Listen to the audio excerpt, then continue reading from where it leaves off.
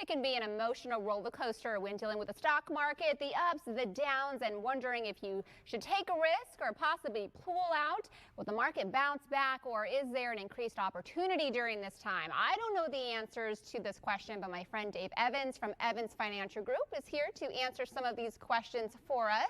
Hi, Dave. So you're going to talk to us about some of the risk, the increased risk, and what that even means. Well, let's talk about understanding the current investments that you have, because sometimes people don't realize the risk in what they already have. And I've visited with people over the years, and they thought they were in a conservative position, and when I looked at their portfolio, they were in actually a very aggressive position, and they really shouldn't have been based on their age. And what's the difference there? Well, aggressive would be, I'm in, all stocks and no income or no bond type stuff, no conservative investments.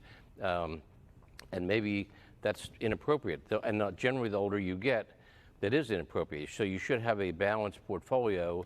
And I'll talk about too much risk and not enough risk in just a second. But I think the second thing is understanding that you can't most likely time the market. When people have a tendency to say, okay, well, I'm going to time the market. I'm going to get in when I'm going to buy when it's low and sell when it's high. It sounds very good, but it's like impossible to do, because if they had a plan to do that, everyone would be doing it. So sometimes people make emotional decisions when they see a market drop, and they say, oh my gosh, I'm going to get out, or I'm going to sell, and they just locked in their losses. And then maybe even they said, I'm going to go into my money market account, because that's a safe deal, and again, earning 0.25 instead of being exposed to some risk.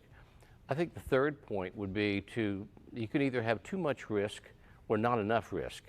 And not enough risk would be, again, someone who pulls out of the market and says, I'm just going to be I'll put it all in the bank and earn 1% or something. So there really needs to be a balance in terms of how you structure your portfolio. You should have a good handle on what it's doing.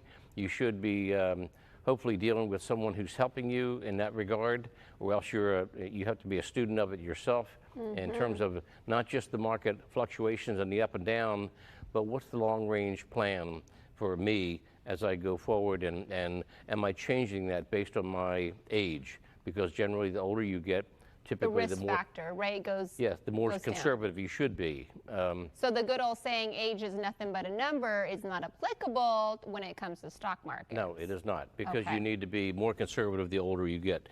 And I think the last thing is understanding what is your risk tolerance. How do you feel when you see a downturn in the market? Are you disciplined enough to have a specific plan that says, I'm going to stay in this plan, and I know it's going to have some highs and some lows, but they are balanced based on my comfort level. And sometimes that's hard, right, Dave? Especially if you're just new to stock markets, Yes. and investing, that might trigger you to want to check every single day, where you're talking about the Dow, the Jones, and then this is tanking, and maybe you've lost $5,000, $10,000 that year. That can kind of really put you up and Yes. down, and you don't want to be checking it every single day too, because that might drive you crazy, right? You check it every day, and then sometimes you can't sleep at night, and we call that the sleep factor. If you can't sleep at night because of what happened during the day, you probably don't need to be in those investments that are causing that lack of sleep. And you're not understanding what is your risk propensity for risk, or your risk tolerance. And that's significantly important when you're trying to develop a plan.